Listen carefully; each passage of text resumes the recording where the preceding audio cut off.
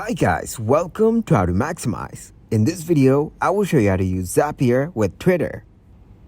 First of all, open the web browser. Select your profile to continue. Here search Zapier. Click on Start Free with Email button. Continue with your Google account. Once you log in, select the role that describes you best, like project manager, business owner, and other. Then click to continue. Skip the trails. Then click on Create Zap from the left corner. Here search YouTube. Choose the event as new video and channel. Then press Continue.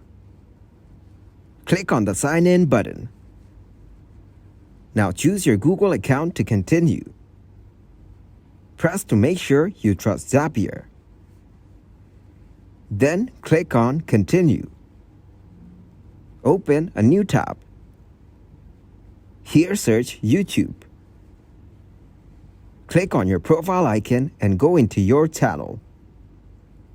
Copy the URL of your channel from here. Paste it back in Zapier. Click on Refresh Fields, then click to continue. Press Test. No video found in your channel.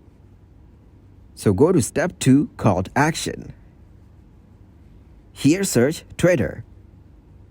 Select the event as Create Tweet. Click to continue. Sign in to your Twitter account.